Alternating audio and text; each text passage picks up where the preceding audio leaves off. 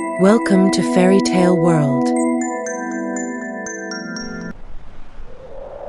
Long ago, in a cold and shimmering kingdom called Crystalvale, there lived a kind and gentle queen. One winter morning, she was sitting by her palace window, sewing.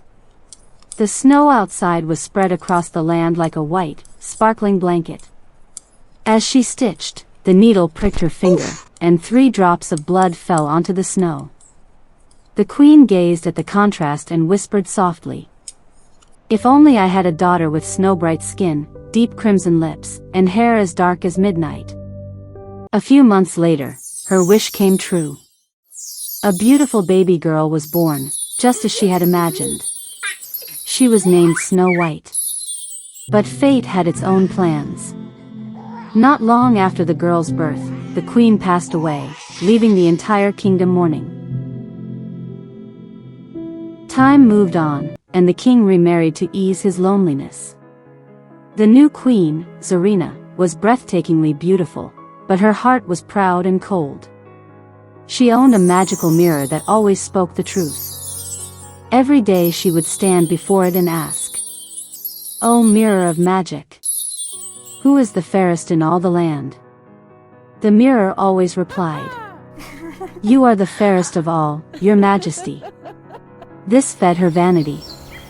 But as Snow White grew older, her innocence and natural beauty began to outshine everyone, even the queen herself.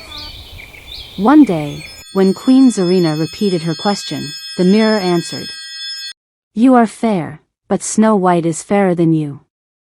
This ignited a storm of rage inside the queen. Burning with jealousy, the queen summoned a royal hunter. "Take Snow White into the forest," she ordered, "and make sure she never returns." The hunter led the young girl deep into the woods, but her tears softened his heart. "Please don't hurt me," she pleaded. "I'll never go back to the palace." Unable to harm her, he let her run free and returned with false proof of her death.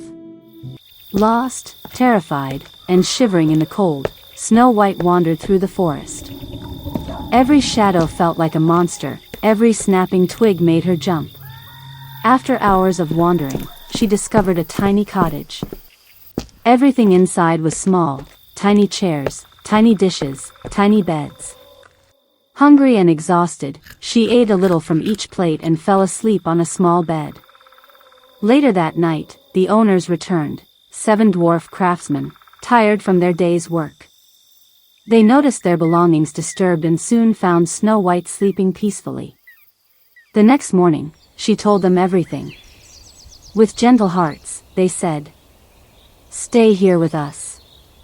Take care of the cottage, and we will protect you."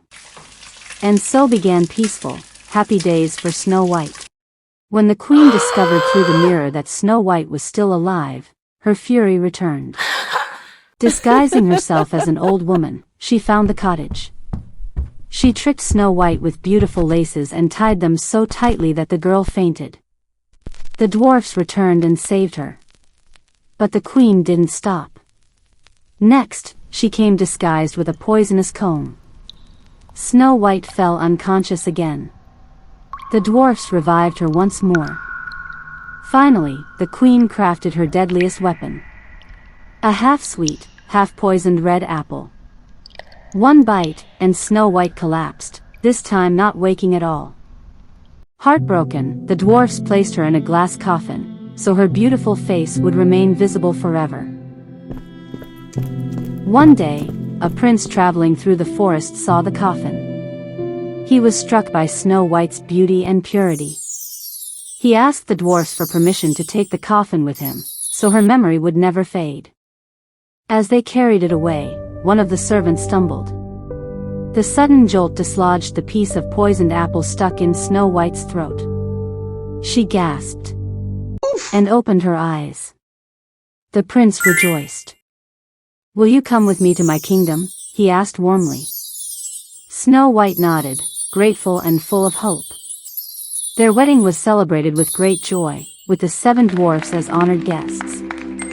Queen Zareena arrived too, but there she faced the truth of her cruelty and paid the price of her own wickedness. Snow White and the prince ruled their kingdom with kindness, love, and grace for many years.